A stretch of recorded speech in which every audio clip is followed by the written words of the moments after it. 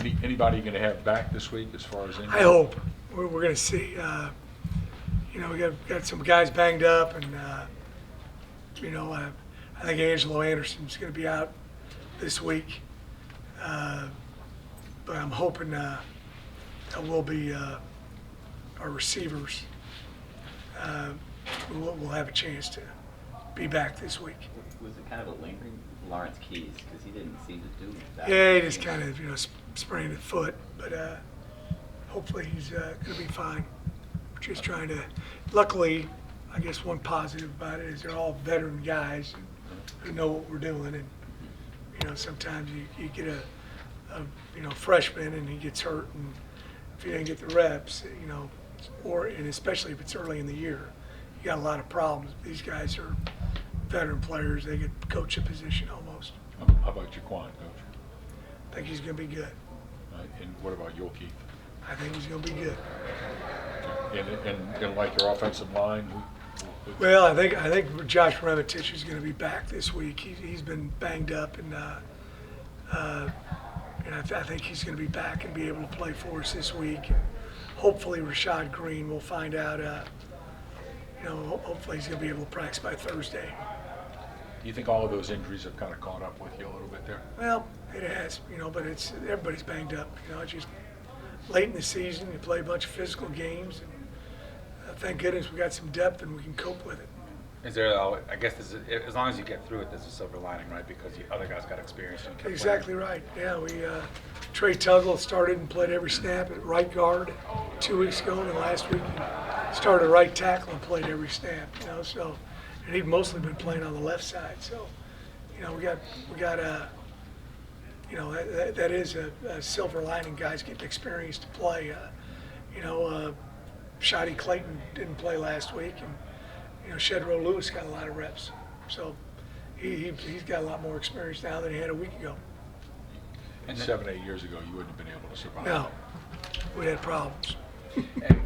And We had big problems. when guys do come back from injury and they're questionable during the week or can't practice as much as you'd like, and because the other guys playing behind them have done okay, is there a different type of rotation in terms of snaps? Yeah, we try to, we like playing a lot of guys if we can. Now if there's a big difference between the first team guy and the second team guy, we're not going to do that. But if there's, similar talent and assignment knowledge, we'll play, a couple different guys there if we can.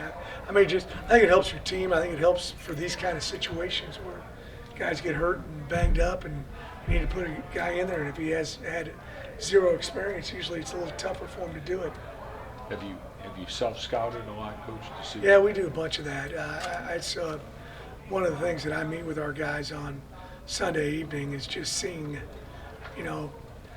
what we've been doing, what we've been doing well, what we haven't been doing so well, why haven't we been doing it well. And then also you got to make sure that you got the Jimmies and the Joes doing the right things. Sometimes guys are stuck in their ways and they want to do this, and maybe the guy you got coming in for this guy that's not what he's, part of his strength. So you got to change it and do something a little different. Do you think some teams have been on to what you're doing? Well, I don't know. I think some of it's execution, and then the tough part is when things happen in the game and adjusting during the game. That's another tough part is, sometimes you put this game plan together, offense, defense, kicking game, and all of a sudden you got, 2 or 3 dudes you're going to highlight, and those 2 or 3 dudes aren't there.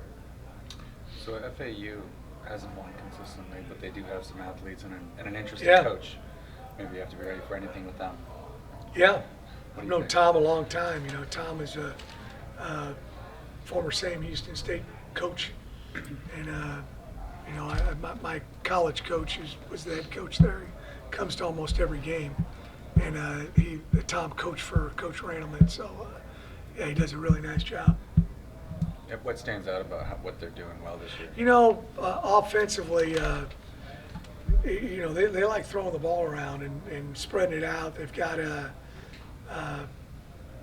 really dangerous receiver in number 1. I think he's been targeted 126 times this season, and he's got, I believe, 90-some catches. And he's a fantastic punt returner too. So, we got to know where he is on every single snap, and because that's a big part of their offense. He's one of the top receivers in the country, and then defensively, I think they're number 7 in the nation in minus plays. So they do a good job of penetration, bringing an extra guy.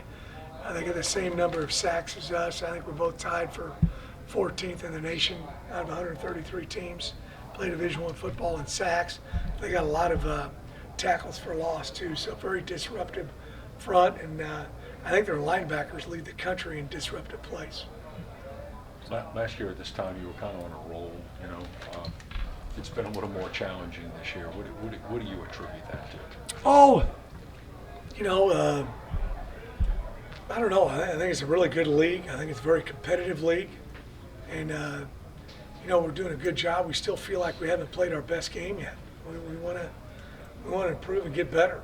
It's no doubt about it. And, we want to be one of those teams that's ascending at the end of the year and not descending, which probably 90% of the teams in America are not. They don't get better week after week. They get a little worse. We want to get better, and we want to keep improving and learn our lessons from W's. That's always a good thing.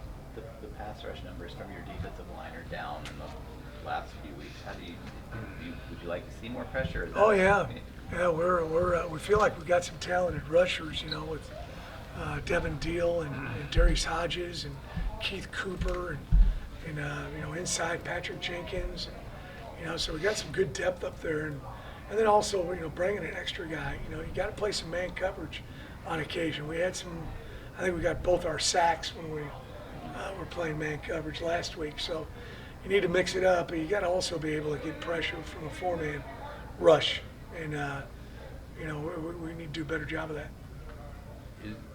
I know there's a lot at stake over the next few weeks. I know you're the king of 1-0, but is there anything that's, have you said anything to the team about playing with that kind of pressure or expectation?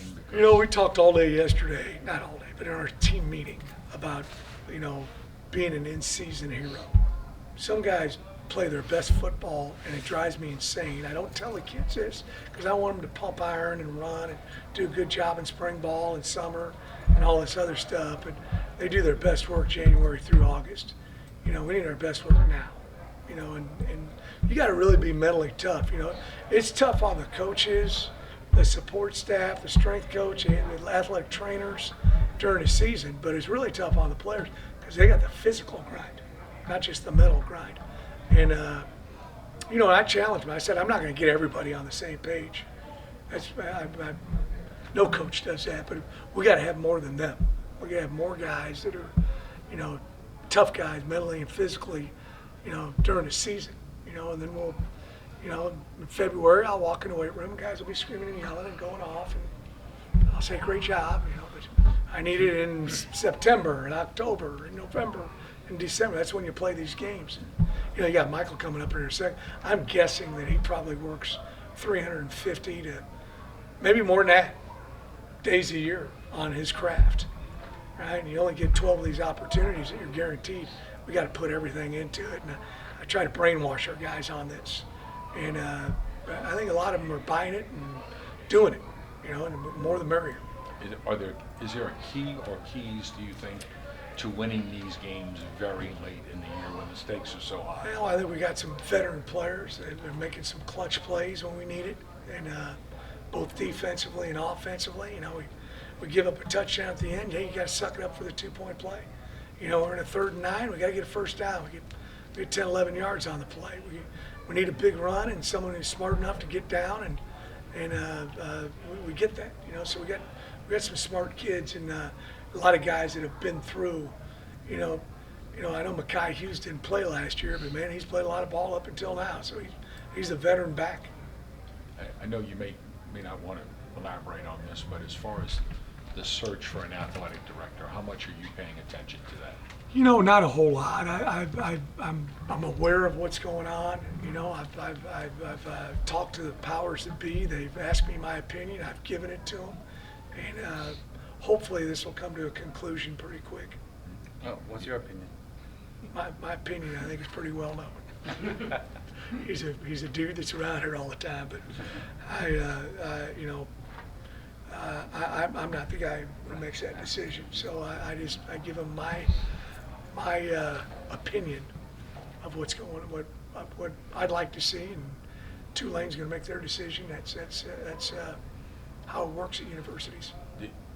Based on that though, if everything kind of fell into place, do you feel like there's like that you're ready to go to whatever that next level? Yeah, I think we're, I think we're poised to, everybody has seen what this does for the university. I think the city as well, and we want to keep, just like we talked about the season, getting better and better and better. We want to do that with, the football program and the university. We want to get better and better and better. Everybody good? Yeah. Thank you all. Thank you.